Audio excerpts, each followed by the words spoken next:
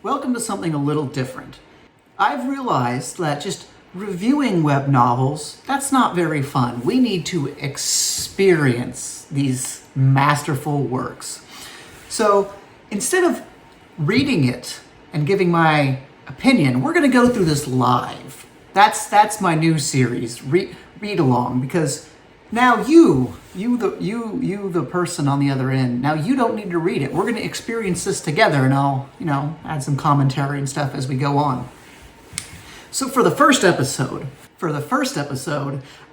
I decided to just do it random. This is a test run. I didn't want to use anything in my backlog. So Royal Road has this neat little feature called Surprise Me, where it just brings up a random work.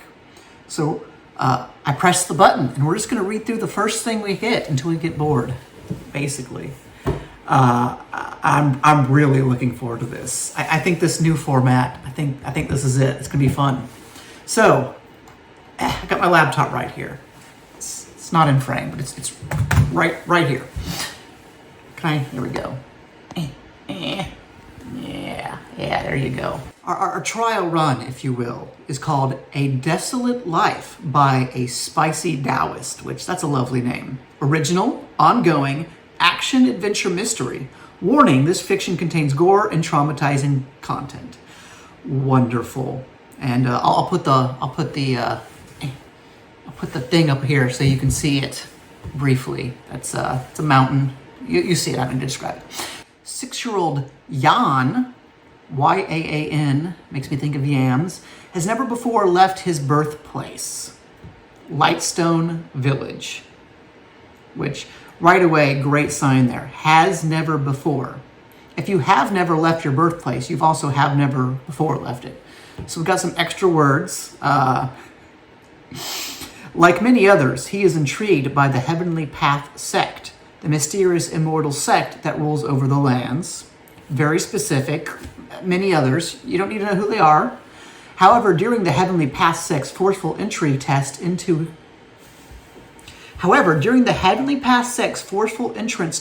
his village, that feels a bit like Google Translate. Keeping it up. It's good so far. Jan realizes that the so-called immortals are far from benevolent beings. With his peaceful life shattered, Jan is dragged to the Heavenly Path sect against his own will. Okay, I guess that's like a group. So the Heavenly Path sect is a group. How will Jan adapt to this strange new world? Why do people strive so desperately to survive only to invite further suffering into their lives? What is the meaning behind such a desolate life? All in quotations, completely unattributed. Somebody said this sometime. Jan does not know the answers to these questions, but he desires to find the truth. This is the story of Jan's life. The second half there felt a little extra, and I'm not really sure who's asking these questions. Maybe these are just life's questions in this world. It's the questions everyone gets born with. Why? I mean, those are really, that's like the middle school. Why does there have to be suffering? Why? Great start. All right, Chapter 1, Lightstone Village. Also 3.5 stars, which in Royal Road terms, not great. You rarely see anything go over under 4. So, Lightstone Village was a village like many others within the Gu province. Really, actually, that's a solid start. I was a little down on it at first, but we're off to a pretty solid start. So basically, we got mortals living in villages, and all the mortals are disconnected. All the villages don't interact with each other because of the dark forest. And we have Jan, who lives with his family, who are called the Khan family. Nice rhyme scheme. Oh, this is interesting. Paragraph 3. So we've established our setting. We're in a village, and there's a family called the Khans, and that's where the Jan lives. Jan was currently waiting just outside of the house, curiously trying to peer in through the empty wooden window. The tense, not great, was currently waiting. I mean, it's technically grammatical, but at the same time, what? Jan waited outside of the house, curiously trying to peer in. Jan was looking into the house, just currently, was waiting, establishes that it's an active action. You don't need was currently. It's like when he started before, was like when he added that extra before into the introduction. Like, we don't need that. Slap. Ouch, aunt. What aunt? Ouch, aunt. Okay, we got an aunt. That was not described so far. We had a mother and a father in the young 30s and young. Now we're getting an aunt. The hot-blooded young 6-year-old angrily turned around and glared at his aunt. What does hot-blooded mean? Hot-blooded definition. Yeah, that's what I thought it meant. First definition from Google here: lustful and passionate. So I don't want to read about a lustful 6-year-old. I guess it could also mean like hot-headed, but that's not how I read that. Your mother is giving birth right now. That is no scene to be witnessed by a child. Get away from that window and wait patiently. Jan turned to his father, who had also been booted out. Okay, the father's also been thrown out. Birth goes on. He keeps getting slapped by his aunt. I'm for this. If you're going to start your story with child abuse, you got me. Oh, okay, we got a midwife. Okay, so it really goes on a long time. There's a little girl born, and it just it's like exactly what you would expect if I said that, just stretched out to a page. And apparently they live on a farm. They have 24 chickens, specifically 24 chickens, and 10 more baby chicks. So we're getting some colorful explanations, some colorful description here. Jan collected 11 eggs that day. And when I say that, you're thinking that's the next sentence. No, we are 5 paragraphs from describing how many chickens there were and his duties on the farm when he collected 11 eggs. We are... Oh my goodness, this chapter is so long. What have I done? Okay, we're three more paragraphs. After return to the farm, he finished up his chores and brought in the collected eggs and water. Okay, we're moving. Yawn, ouch. Jan was distracted from his daydreaming as his father lightly bumped him on the head. Okay, good father. Stop daydreaming and help with the dinner. Just in case you didn't realize from the last sentence that he was daydreaming. This author wants you to know how many eggs there are. He wants you to know how many chickens, and he wants you to know that this kid is daydreaming. My hair looks awful. Okay, here we're getting to some plot here. 17 pages into the first chapter, we've got some plot. Sigh. He didn't sigh. He says the word sigh.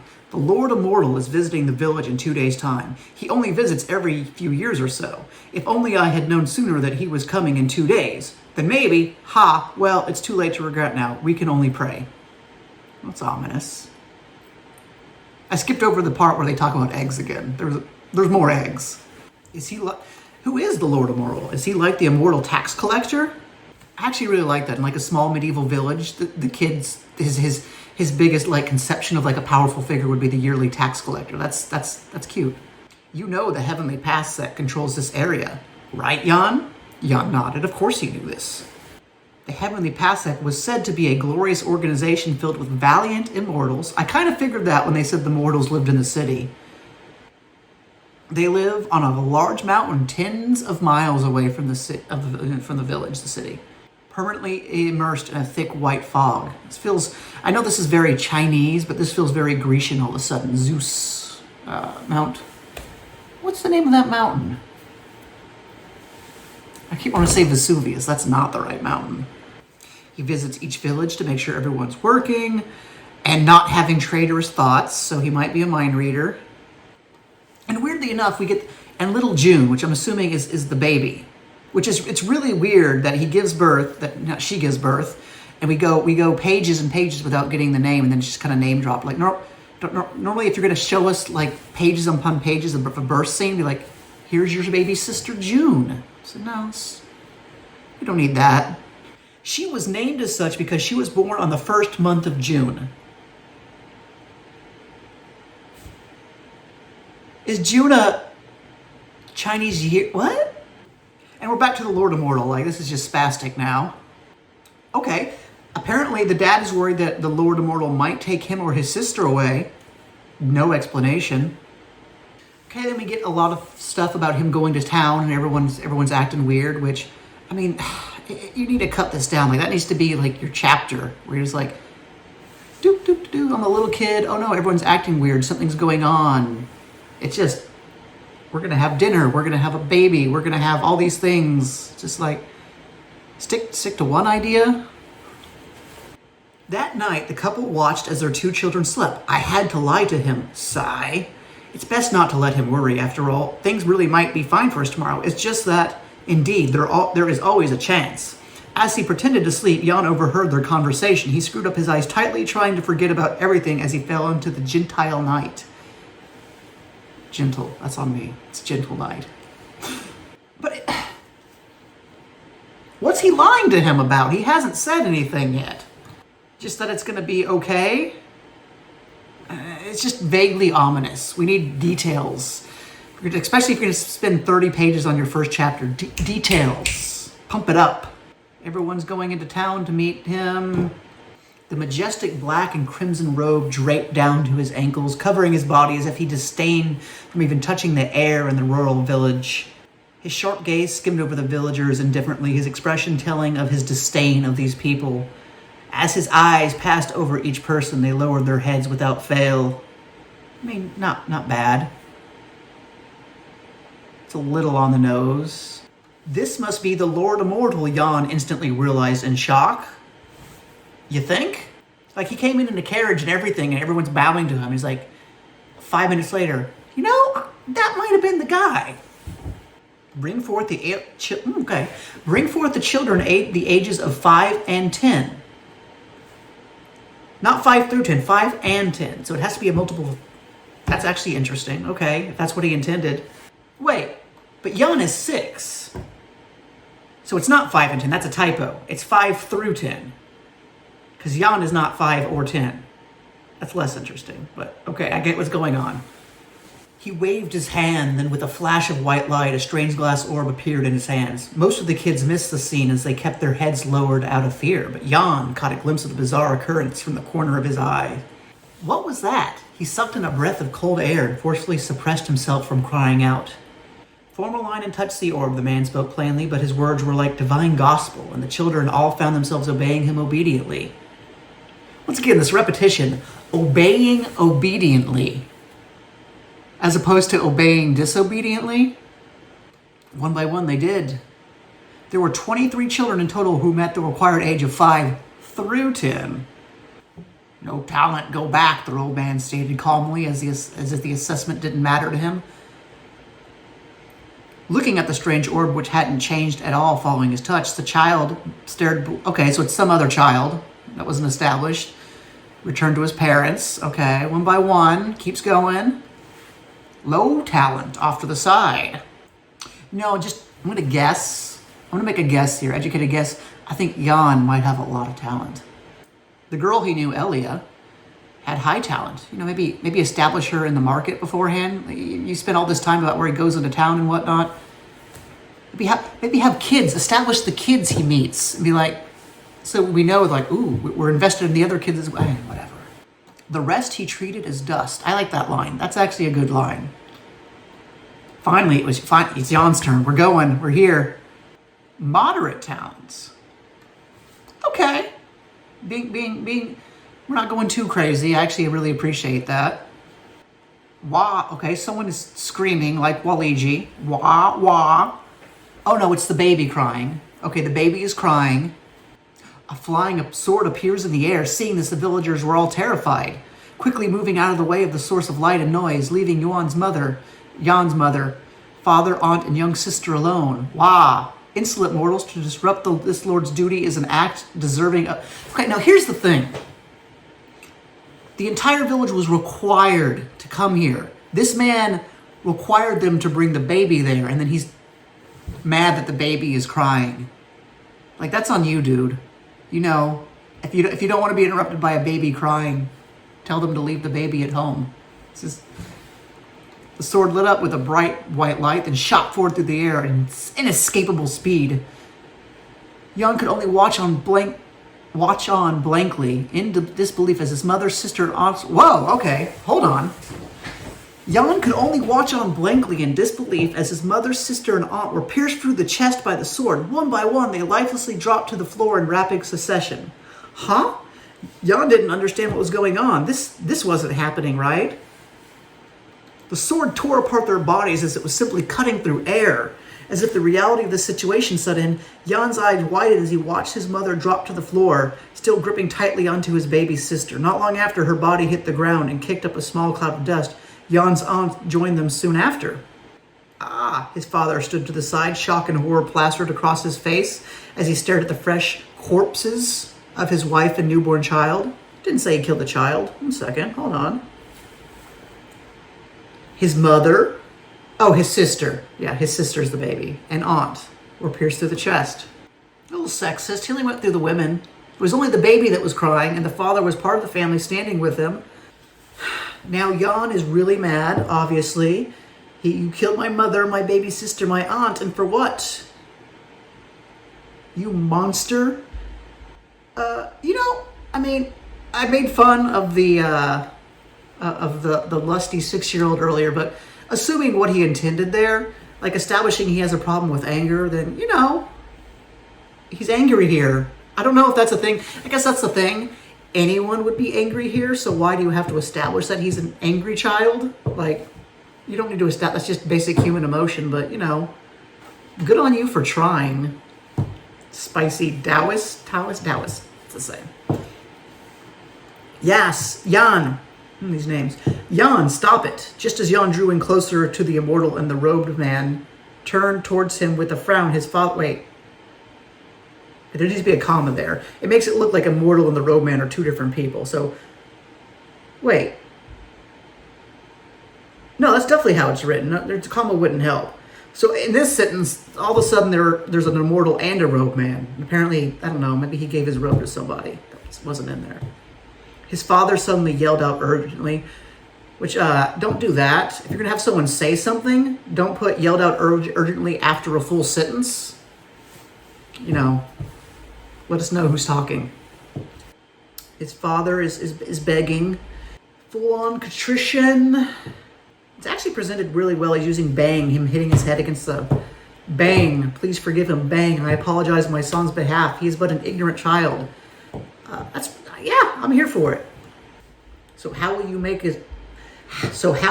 up for this insult towards me? Ignoring Jan's rapidly changing expression and mood, the immortal spoke slowly, a look of amusement spreading across his face. The disdainful and unbothered expression made Jan feel sick to his stomach. Okay, so obviously it's the immortal speaking there, even though it's immediately juxtaposed with Jan. And then Jan and the immortal are both talking about their face. And, okay, that's a mess. For a second, there was silence. It seemed like his father was considering this question carefully. With my life, Lord Immortal, his father looked up. His face was a bloody mess covered in crimson-soaked gravel. Very well. Chi! No one's saying it. There's no context, just its own paragraph. Chi! Exclamation point. The sword appeared from nowhere once more, then stabbed down into his father's lower back. The sword pierced straight through his back and into the ground, pinning him into the floor and forcing his body down further and into an even lower and more subservient position. I feel like this fails only in the setup. There needs to be like a thing where the family made a mistake. Where they're like, we shouldn't bring the baby, but the mom's like, I just can't leave the baby here on my own. I'm going to take it anyway. Like, I get you want to establish that the immortal guy's the bad guy, but at the same time, you can do that just by him killing everyone. It's just like, once again, setup. Like, the most important thing to set up and pay off was ignored. Sleep. I'm assuming that's sleep. Once again, no context like chi. Some of this is just completely out of context. I have no idea what some of this is going for. As his dad's dying, it just says Slee, S-L-E-E-E-E. 4E. I went too far there. I don't know what that is. Is it a change of POV or I don't know. His body lost tension and fell down the blade of the sword until he was lying down on the ground dead. The sound grated through Jan's ears with agonizing vibration, seemingly dragging on for an eternity. He stared with wide eyes at the scene of horror that he never would forget throughout his life. Jan was at a loss.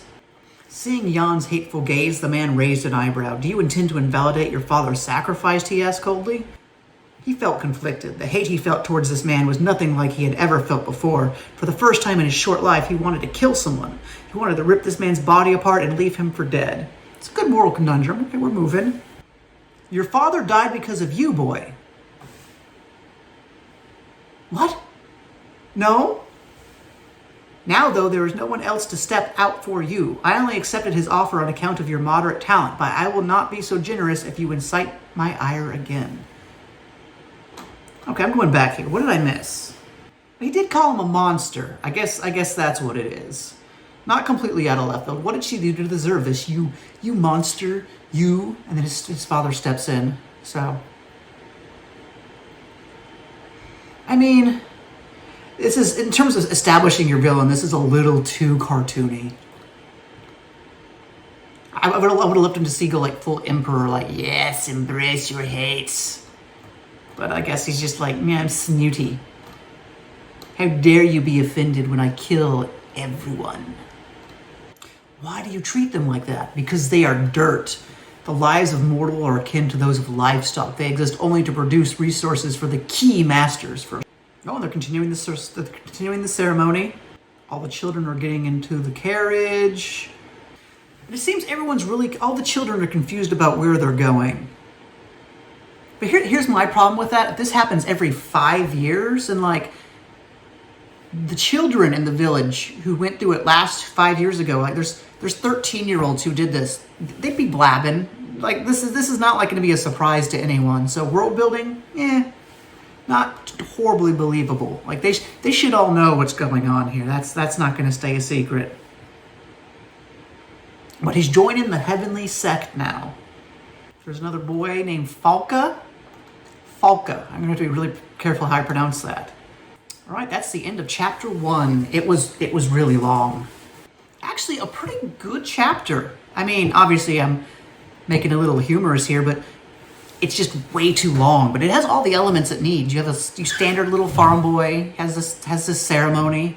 I think the biggest problems are that the biggest and most important things to set up and pay off weren't. But just talk less about eggs and more about the rumors from the children of the village 5 years ago, and establish why this mother is foolishly bringing her baby to a thing. Humanize the village. This is a good start, though. I don't hate it by any means. Chapter 2, Heavenly Path Sect, Outer Sect. Heavenly Path Sect, Outer Sect.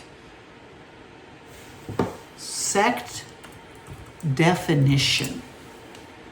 A group of people with somewhat different religious beliefs. Yeah, a sect isn't a place. It makes it sound like it's a road. Whatever. Rather than immediately heading to the Heavenly Path Sect, the Lord Immortal first visited another 2 villages on his return to the mountain. So there's only 3 children with moderate talent, but Elia from his village is the only one being singled out. Like they're ignoring the fact that Jan was definitely medium talent. Okay.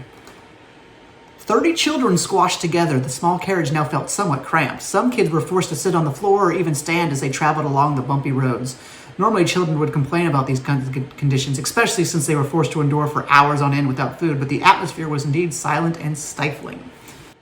Despite their apparent talent for cultivation to become immortals, they couldn't feel too much joy towards this prospect. After all, they were just children and had always heavily relied upon their parents and families until now. Okay, so this is a cultivation novel. I don't know these things. It was not established. I know it's a thing. I don't even know what it means. I think it's just vague Chinese magic system. The Lord Immortal opens the door and lets the children. I like that. Like all of a sudden, the Lord Immortal is like their babysitter. He doesn't have a servant there. Like he doesn't have like a team helping these kids along. He's like, nah, come with me. Form a line. Hold hands. We're crossing the street. And now I'm confused because now there's someone called the Robe Man, which I thought they were the same because they were the same, but then they were different. So now when he gets thrown out, I'm not sure if he's talking about the Immortal or not. They're at a new village.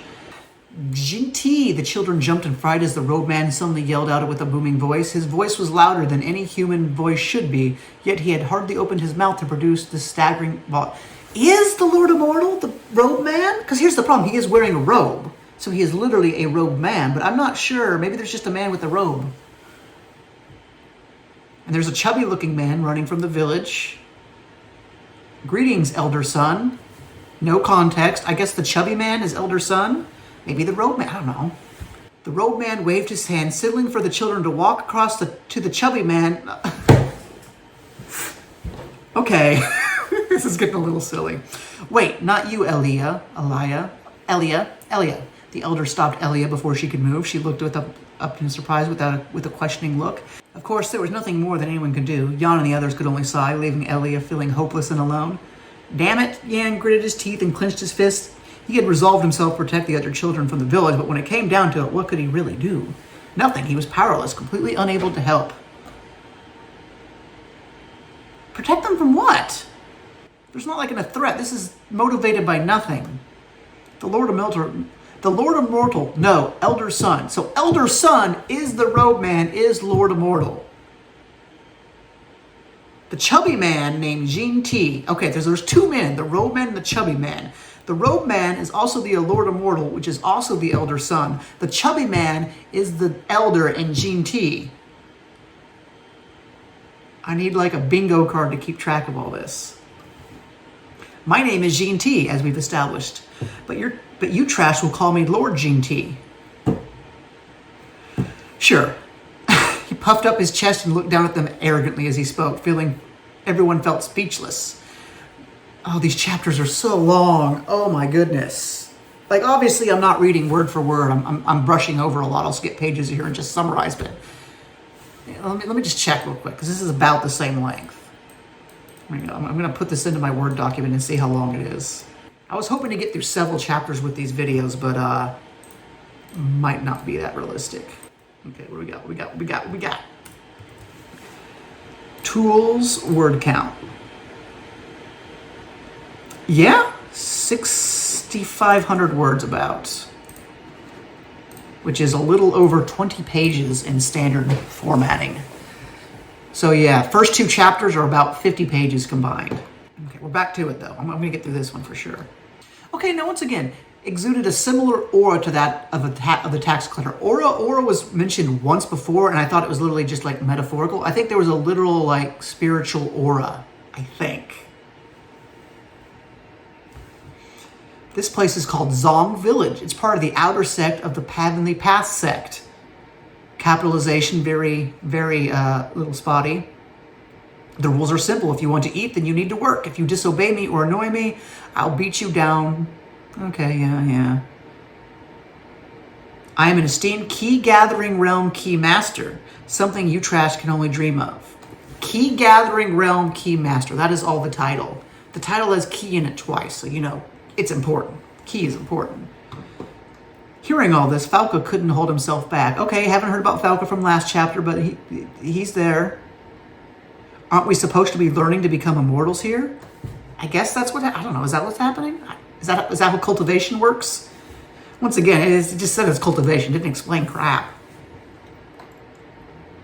You dare to interrupt this lord, brat? Jinti's expression, wait. There's only one person talking. The Lord Immortal left, so Jean T is talking. So is Jean T talking in third person now? And his cheeks are chubby. You got to know that. He's a chubby man. Suddenly, his body moved at a speed incomprehensible for his overweight stature. His figure blurred past the children until he arrived before Falca in an instant. Bang! Falca spun around multiple times as Jean T palm slapped him across the face. He slammed into the floor and rolled across the dusty ground, having a trail of splattering blood. He began crying and clutched his head as his disfigured face throbbed painfully. They go pretty violent on this. I don't hate it. Jean T laughed and watched on whilst the boy pulled himself up without daring to raise his head. Anyone else feel like speaking over me? Huh? No, of course not, because you're all cowardly trash. I'm not sure if cowardly is the right word there. Again, if they mention cultivation, they don't explain it at all. I guess that's the thing. Like, if you read this genre, I guess that's just a thing you know. Is it standard? Like, it's not like magic. It's just like a very specific. I don't know. Okay, so Jan is assigned to be a lumberjack. He has to cut the trees. He has to drag the lumber to the lumber yard. He has to process it. This kid is 6. I don't believe a 6-year-old could cut down a tree, let alone drag the tree to the lumber yard and then put the lumber yard through the saws and make planks. And once again, they haven't learned how to use magic yet. This just started. So, judge that how you will. It only took him an hour to drag the tree back to the process. This kid's very impressive. And he's getting paid already. He's getting paid. Okay, no. He worked way more for an hour. He spent 19 hours cutting down the tree. He spent 1 hour dragging the tree back to the lumber yard. And he worked for the 6-year-old worked for 20 hours straight, 19 of which he cut down a tree. The other 1 hour, he did all the other stuff you do for processing lumber, and he was paid in 2 potatoes. He got 3 bronze coins, which was enough for 2 potatoes. It's all checks out. If you want to eat more, then work harder. But how can I survive on this? I just want to know how you can work at all. Go away before I beat you. The fatty lashed out and struck him in the stomach. This author will make sure you know that this guy is a fat man. So this goes on for a long time. He also digs trenches. He builds houses. He brings out water. But it does seem that those are just secondary. And I do feel like the author doesn't quite understand how strong a 6-year-old, because it's like the girls were slightly better off since they were allowed to pick herbs and account for their weaker physiques. So it's explicitly clear that they're not using magic. It's just 5-year-old children cutting down trees, single-handedly taking those trees to the lumber mill and doing everything themselves. Like, it's a little goofy. One of the children dies. One of the girl dies because apparently picking herbs was just way too hard. Una, the girl was Una. Jan knew this girl very well. This is the first time she's ever mentioned, and the first time really that he's even said he knew anyone. I mean, it's mentioned that there's people from his village, but even then it didn't say he knew them. But yeah, apparently good friends. Good friends. She's dead now. No way, he wasn't exactly close to her. He wasn't exactly close to Una, but Lightstone Village, not capitalized correctly, was a tight-knit community where everyone was very familiar with one another. I was supposed to take care of her. This is my fault. I failed. My fault. I failed. I like the victim complex, having someone die again, but once again, none of this was set up. This should be like his friend that he knew and talked to in the last chapter and like went on adventures with in the market. But it's just like, whew. Jash, there's another boy from the village, Jash. So we got Falca, Aaliyah, Jan, and Jash from the village. I think that's the full lineup. Jash was just introduced. And they're also very sad because they knew her very well, apparently. Now, hold on, it doesn't... Jinti hadn't accounted for her small and weak stature, assigning her to an impossible task. What? You just told us all the girls picked herbs. What task? Maybe describe what he did and why he specifically picked her out to do the hard task. That's my problem with the story so far. He knows, whoever wrote this, all the elements are correctly. Like we need a little farm boy and an event comes along and we need this trauma and we need to do this to set up the character. Then it's like, but like all of it's done incorrectly. Everything is like, could you maybe have thought about how you were gonna do it? It's all in the execution. That's what I'm saying, execution. Whoever disposes of, someone died. Whoever disposes of it will be paid 1 bronze coins. So Falca's, even though we've established our character as the angry one, Falca is the one who's very angry about Una's death. And I don't know, maybe he knew her better than us. So now Falca is picked a fight with the fat man again, and he got his jaw broke. This is the same thing again as the first chapter. The young boy choked out a mouthful of blood, staining Jinti's previously clean light robe. Pig, you dare get your filth on my clothes? This is the same thing again. You bring your baby to the village. What? You brought your baby to the village? I'm gonna punch you. What? You bled on me? At least we're getting thematic parallels with our villains. They are that stupid. Bang, bang, bang. Bang. Does my authority mean nothing to you people? You two, tie that kid to the punishment pole. He pointed to Jan. Didn't point to anyone else. He said you two, but he only pointed to Jan. You know, that would have been good if established the punishment pole. Like, there's like a big like thing when they first get there, like, oh, that looks like bad. He set up. They're just like, we need a punishment pole. Right in the punishment pole. Oh, okay, because Jan protested, he's the one getting to the punishment pole. And they just used he. So I assumed it was the one getting the crap beaten out of him who's going to the punishment pole. It's the one who's not being punishment who's going to the punishment pole. He. In this case, it's Jan. They're both men, boys, who knows. And in the meantime, Fat Man is bang, bang, bang, bang, bang. ... Okay, he's smashing his head again and again. And Jan is tied up at this point. I don't know when that happened. Jan is tied up and can't interfere. And here's the thing. He's beating his head. He's going to get more blood on him. I guess that means he gets to beat him more because he's getting more blood on him. But this is very much a self-inflicted injury by the Fat Man at this point. He only stopped after Falca's brain was completely pulverized and spread across the floor. Which again, huge mess. That's the most interesting thing so far, is that the author really likes gory violence. It gets really explicit. Thump. Kicked his lifeless body over towards Jan. Jan was tied up in a way that forced him to kneel on the ground on the hard dirt. That forced him to kneel on the hard dirt ground.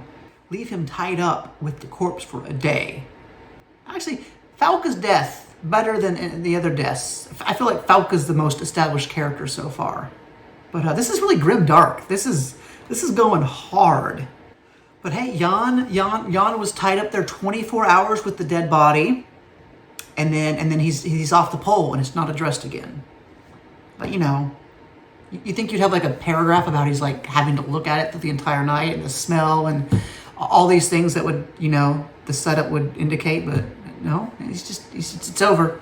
It's mentioned that it was gonna happen and we don't need descriptions. We right on by. Okay, and then he's back to work, and it turns out to learn the magic, to learn the cultivation, you have to buy it. Buying it costs 30,000 bronze coins.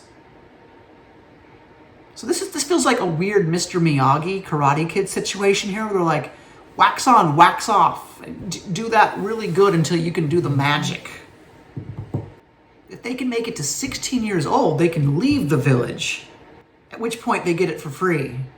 Okay. Which, to the book's credit, it says, it has little things like, this doesn't make sense for this reason, this doesn't make sense for this reason. So it feels like a problem with a solution, which I really like. It feels like a situation where it's asking the main character to have a clever solution. Since Una and Falca's death, Jas underwent a drastic change.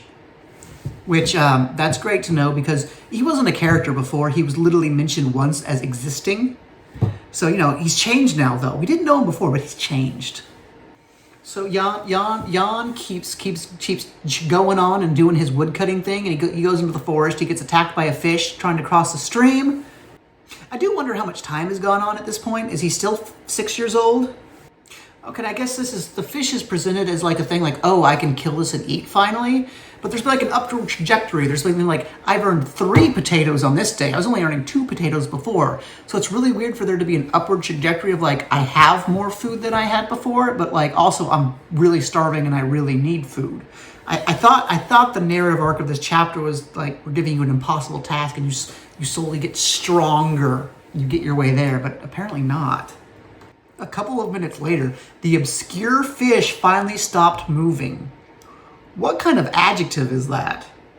An obscure...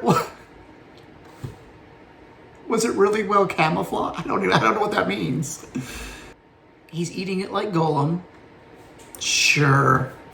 And as he eats this fish like Golem, he finds a black ring inside the fish's body. The ring started to vibrate in his hand, following this mysterious white symbol lit up on the outside of the ring, scaring Jan so much that he almost dropped it. Shortly after, another symbol appeared, then another. One by one, these symbols began to glow until a total of 9 symbols were shining brightly on the outside surface. Okay, so he found, this is very Lord of the Rings all of a sudden. We're heading to Mount Doom. Finally, all the chaotic events came to a conclusion. However, this finale was no less shocking than the prior buildup of events. That's the winner.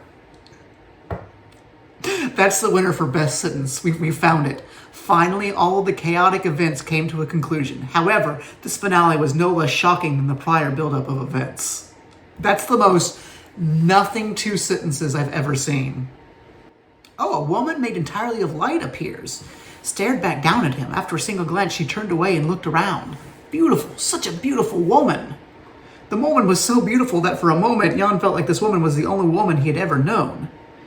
Maybe he is a lusty 6-year-old. She's also wearing a robe. Everyone wears a robe, but only one person is the robe person. Did you eat that fish? She spoke softly, yet her voice was somehow commanding. Jan could only nod his head. A shame, it's been so long, and it appears that I will not be able to recover myself this time either. Is she the fish? What? Who are you? Did you come from that? This is intriguing as well. Just a child. What if a mortal child even doing in a place like this? You're lucky to have survived to this point, though I suppose that your luck has run out. She ignored his question, but her words made Jan's heart skip a beat.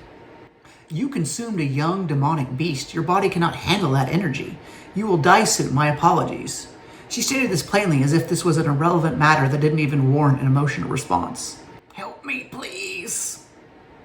The woman didn't say anything for a while, instead just watching as he grit his teeth and painfully raised his face towards her.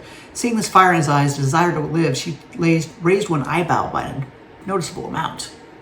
She raised one eyebrow by an unnoticeable amount. Okay, how old are you? 6. Okay, he's still 6. Then there is a chance. Tell me, child, do you truly wish to live no matter the cost? I do. Even if it means giving up your humanity? Yen didn't understand what she was saying. Yes! As she spoke this simple word, an inch-long crack appeared in the sky, far above the highest clouds. And if it's above the clouds, he can't see that, whatever. The crack only appeared for a second before it was forcefully sealed by the pressure of this world. The brief event was not noticed by a single living being, not even by the mysterious woman who continued to stare at Jan. Wait! She did... Okay, so this has nothing to do with her. It was just a random thing that she didn't cause. Sure, Wills. Okay. End of chapter 2. This one's shorter. Okay. Fiend transformation technique. Whoa, it's getting good. The mysterious woman stared down at Jan silently for a moment. Okay, they're talking. Okay, there's one method that has a small chance of success. Listen carefully, because after I act, I will fall into a deep slumber to recover my strength. Okay, so yes, everything that happened at the end there was completely random and has nothing to do with her helping him. I will forcefully transmit this technique, fiend transformation, into your mind. Using this method, the technique will act on its own. You will develop the fiend foundation. If you lose consciousness, you will die. Oh, second condition. On top of that, you need to kill 100 humans before reaching the age of 10, or you will die. If you do survive this initial transformation, take this ring and hide it on your person at all times. This is why I kind of like this story. It's executed really poorly in places, but it's got really good ideas. Like, obviously it needs to get edited down, but like chapter 1, yeah, everything happens is interesting. Chapter 2, child death Nazi camp, that's cool. Chapter 3, magical transformation, now you have to kill 100 people. Yeah, I'm here for it. This is bad in the best ways. She pours into his mind. It takes a really, really long time. He gets the technique. He has a migraine. It's taking a really long time. It reiterates he needs to kill at least 100 people by the age of 10. He also, that made him understand why she asked for his age. This technique was only possible to learn before the age of 9. Just by virtue of the fact that he has to kill 100 people by age of 10. Oh, it gets better. He had never heard of a technique like this, but he had only ever heard of one technique anyway.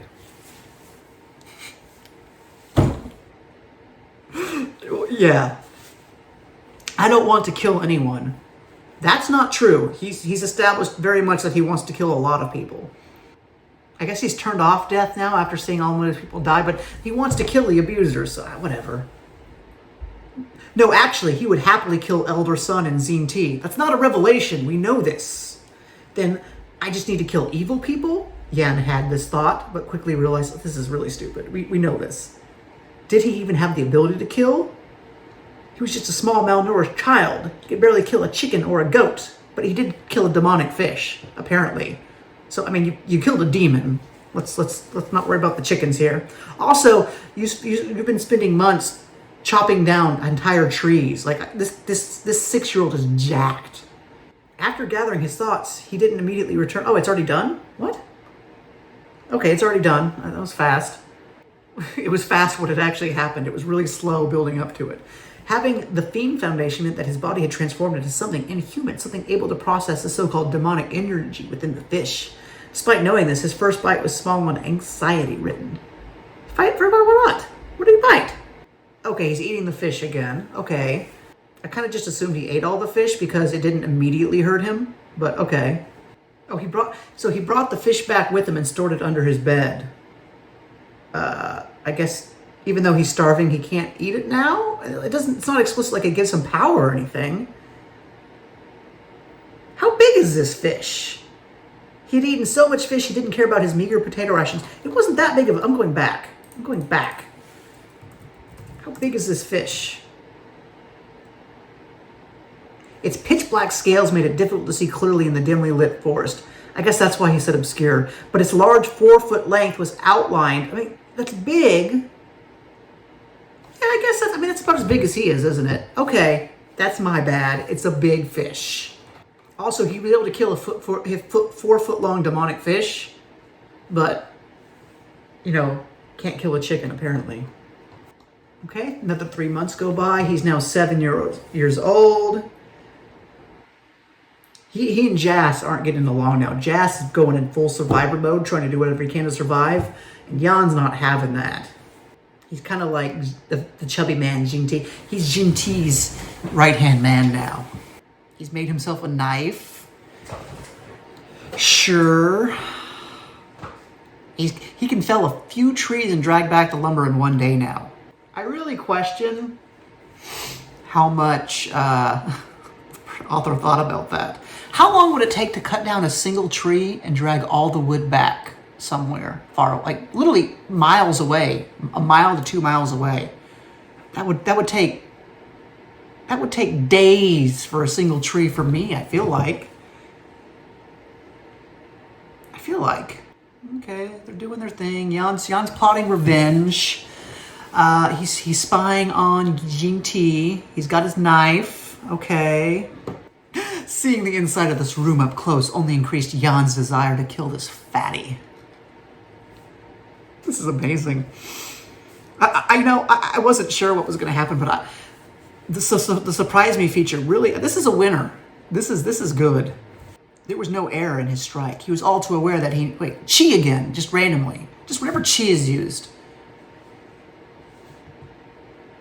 Although he's not using chi, he's just slashing with a knife. Whatever.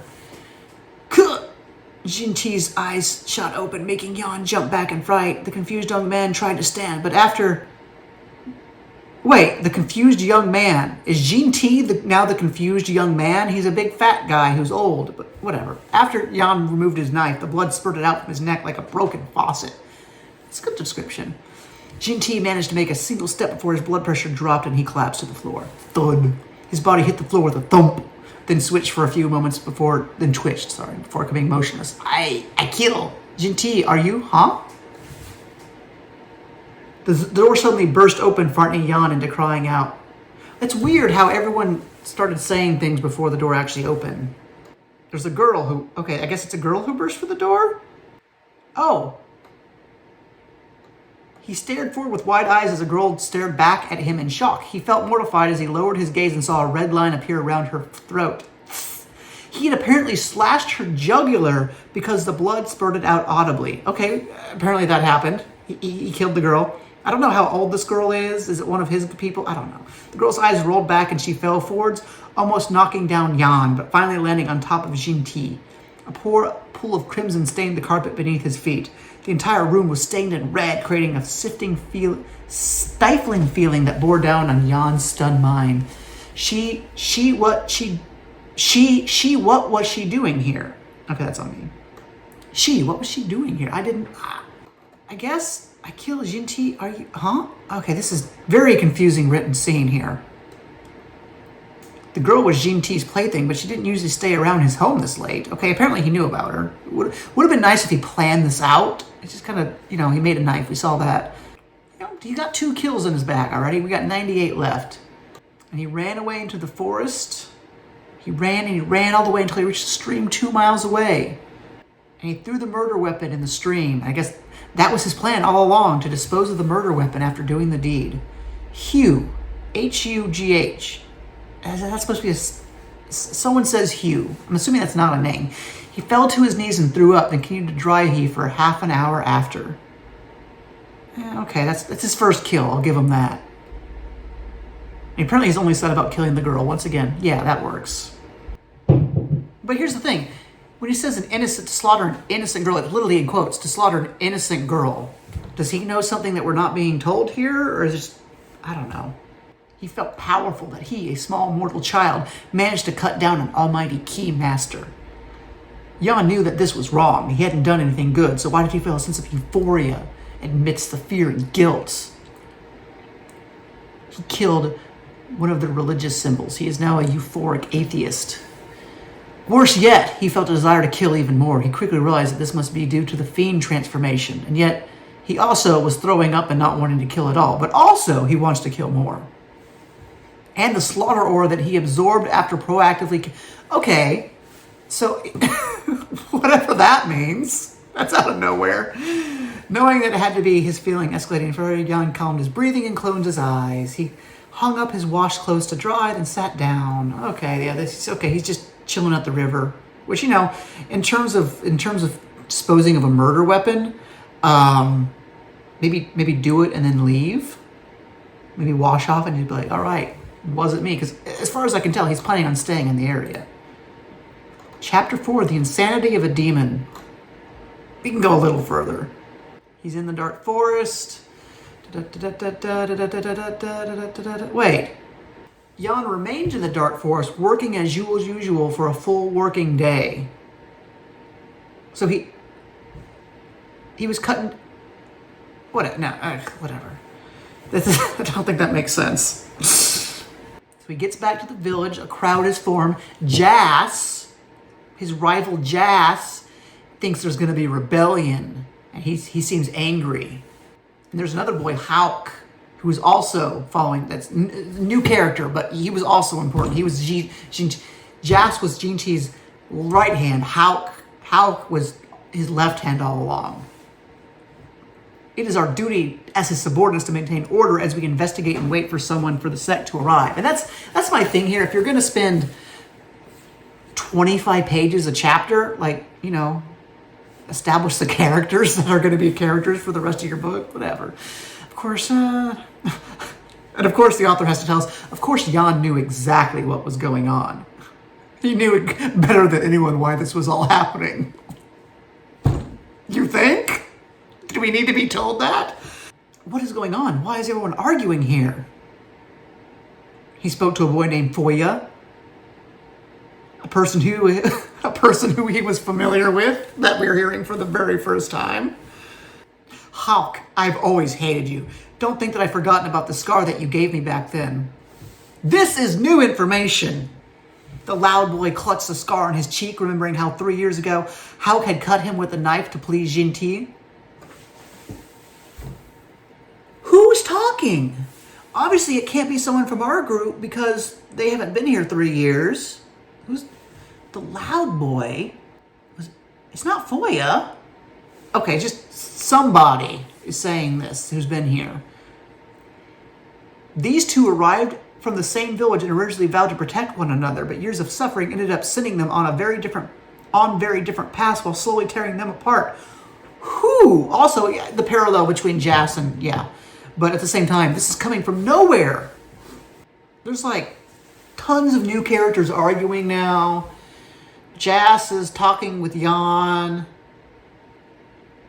I bet it was Jan that killed Jinti. He hated Jinti as much as anyone, and he's definitely crazy enough to do it. He even dared to argue with Elder Sun. Jas suddenly screamed as he pointed at Jan with a trembling finger. Not really motivated by anything, but okay, it's not completely out of left field. Jan was completely stunned. He knew that Jas had gone to unforgivable lengths to ensure his own well-being, but this? Why was Jas throwing him to the dogs like this with no evidence? Yeah, that's kind of what I was thinking. There was no way he truly believed his own words since he had no evidence. It was clearly just a last-ditch effort to remove the pressure from himself. I mean, he is right. As Jas continued to rile up the crowd. Wait, no. As Jas continued to rile upon the crowd, that doesn't, I don't think that's right. That's not how I would say it. He revealed a steel knife in his hand. He stepped closer towards Jan and raised his hand threateningly. Jan panicked. Seeing a weapon being pointed at his throat, combined with the recent memories of slaughter still fresh in his mind, he did something unexpected. Swish thud. That's not unexpected. Obviously, as it instantly dawned on him that he had committed a grave mistake, the crazed look in Jan's eyes dispersed without a trace.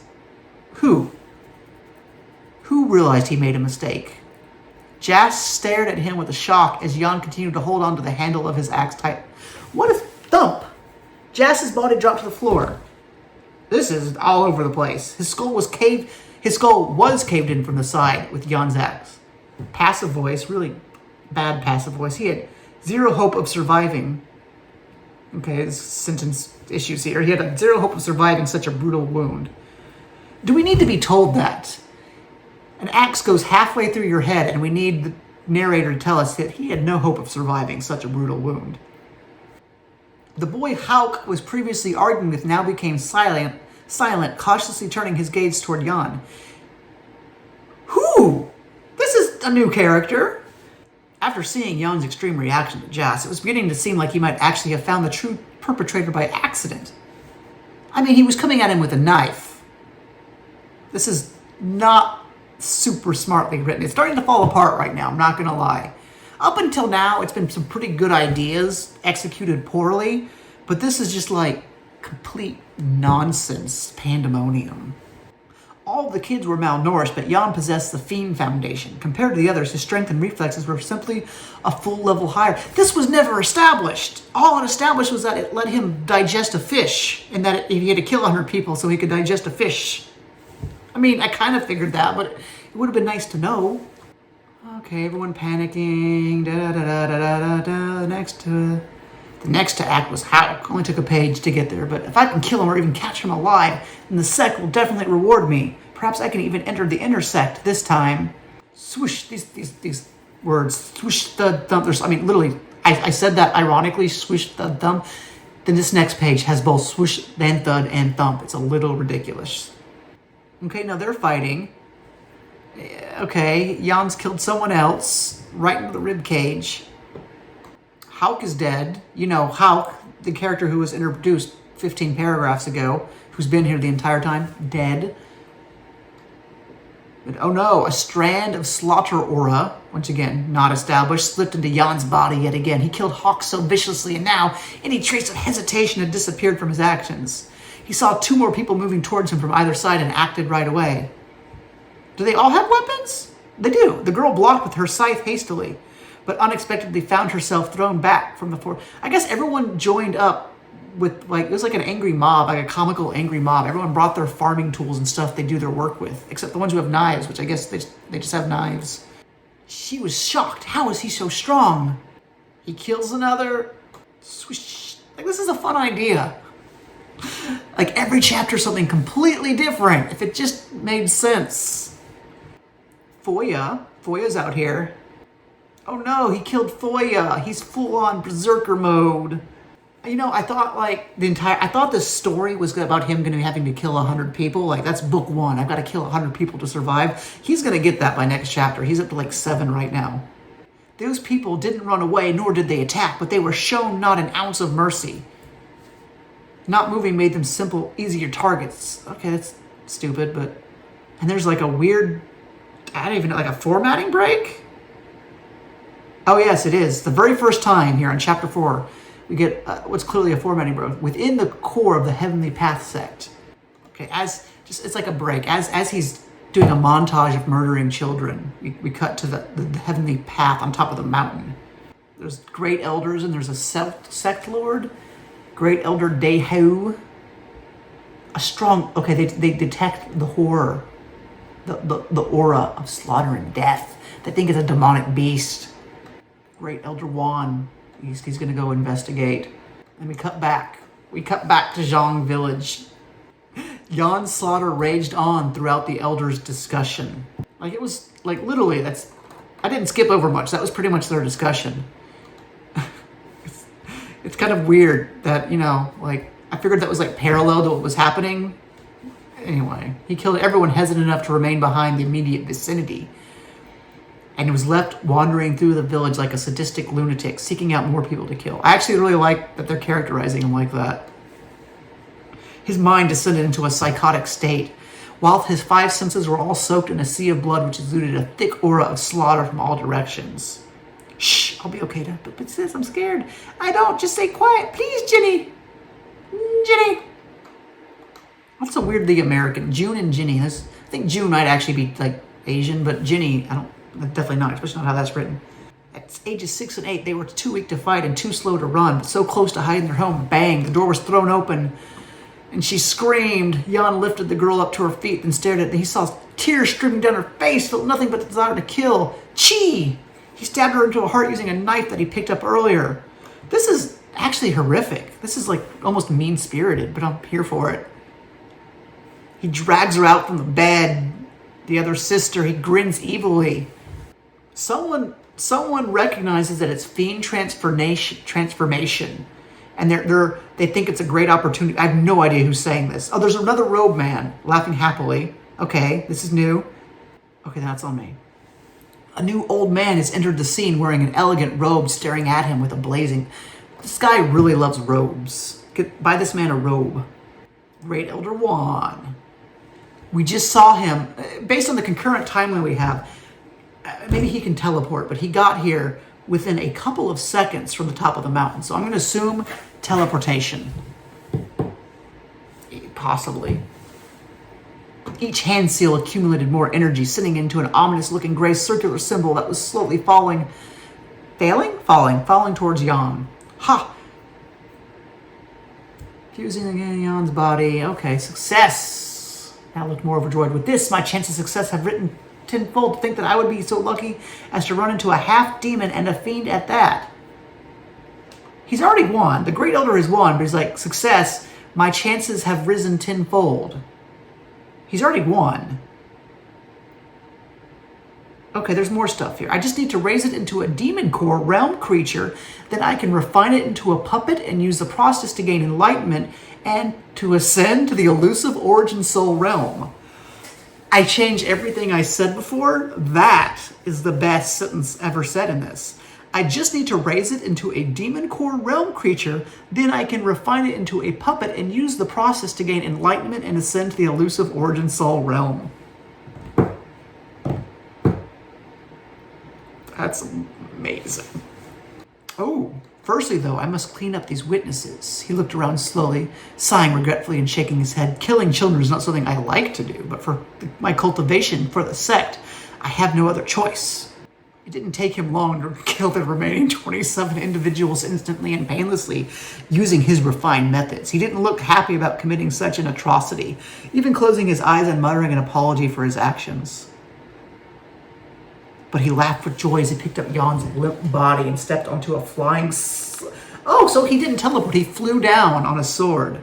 I guess we saw a flying sword earlier, so that's set up. And I guess if you could balance on a sword, you could fly around. Yeah, it's like it's the equivalent of a Harry Potter broom, just with swords. Hey, that's the end of chapter 4. Comments at the end of chapter 4. Yep, I'm out. I wish I could tear my eyes out. Well, after last chapter, after I said I wish we could stay on that morally gray edge, turns out he would be immediately going on a completely crazed murder spree. Can't say I'm a fan of this development. Let's see where it ends up going. Jan has an absurd amount of luck. It's not good luck, but it is still luck. It's a good comment. It is interesting. Like, it's like really dark, but it is interesting. It's kind of like a thing, like it depends where they go with his character. Let's go read some reviews. We're out. I'm tapping out. There's one review. That's a darn shame because I really wanted to see. Reviewed at chapter 46. Let's say this was written Holy crap, chapter was posted 40 days. This is pretty new. It's posting a chapter a day, so probably pre-written. And there are currently 51 chapters. But it's a refreshing break from cookie-cutter cultivation stories, while true to the genre. This review is disliked. It doesn't really say much. It's really vague. It's the one stupid thing. I gave it a slightly lower score due to the characters being slightly weak at the beginning of the novel. Screw character development. Yeah, that's a bad one. I'm gonna give that a downvote too. Like, dude, what a stupid thing to say. Yeah, so that was our first little run through. I was hoping this could just be a thing that you could put on, like it's like you're listening to the audiobook, the abridged audiobook, because no one wants to listen to an audiobook of most of these stories. But A Desolate Life by Spicy Taoist. Let's go ahead and rate this. It's for Royal Road standards, 3.5 stars. Like, that's rough. I feel bad because for me it's like a 3.5 stars because there's some really good entertainment here. There are some shocking choices out of nowhere. But yeah, for Royal Road standards, 3.5 is abysmal. It's 3.5 for me. I'm giving it a 3.5.